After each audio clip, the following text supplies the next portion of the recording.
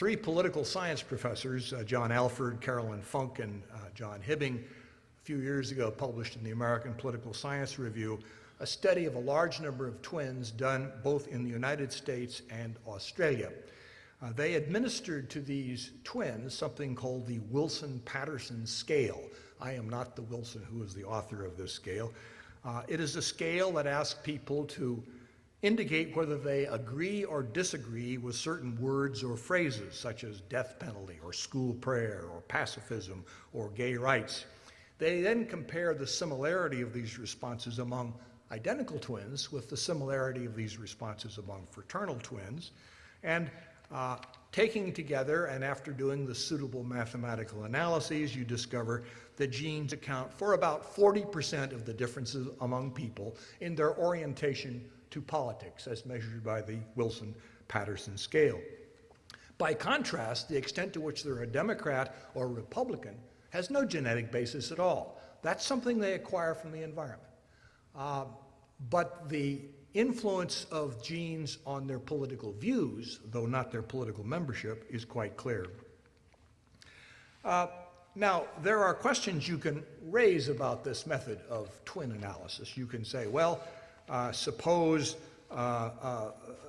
identical twins are raised alike because the parents, noticing that they're identical, treat them alike, dress them alike, give them games alike, put them side by side in the same stroller so that in effect their environment is the same.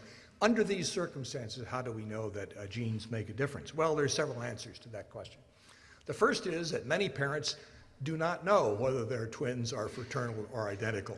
They may think they're identical because they look alike, but the only way to know whether they're identical is to do a particular kind of test, a karyotypic test, in which you actually discover whether their human cells reflect the same genetic origin.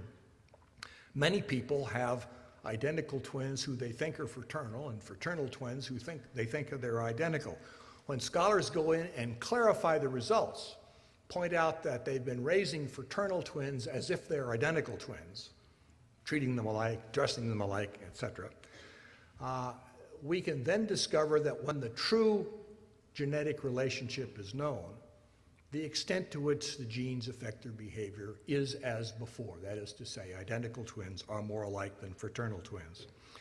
Another way of doing this is by the technique that Thomas Bouchard at the University of Minnesota has perfected, studying identical twins who have been raised by different parents. And in that study, if there's a glass of water here, aha, I will stop joking in a moment. If the identical twins had been separated and raised by different parents, this is a crucial test of the proposition. And we know that when this analysis is done, we discover that the average age at which the identical twins who were raised by separate parents lived together was only 5 months.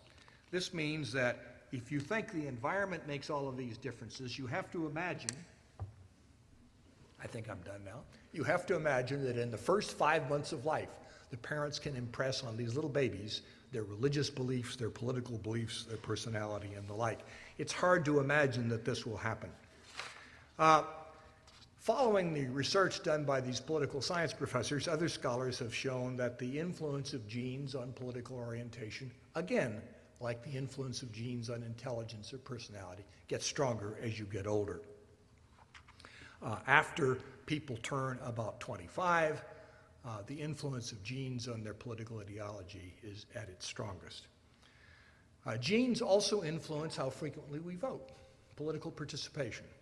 I'm not saying it determines it. I will go on later on to explain the limits of genetic analysis. But a study done by some scholars at the University of California at San Diego about voting behavior in Los Angeles County.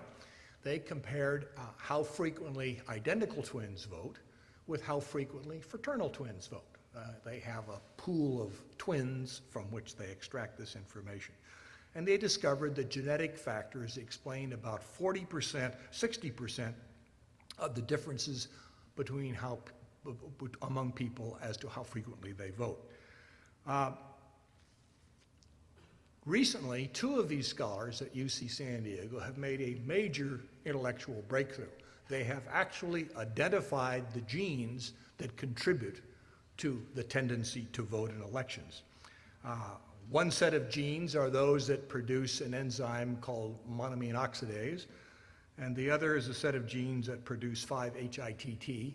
Forget the labels. Trust me, the data are accurate.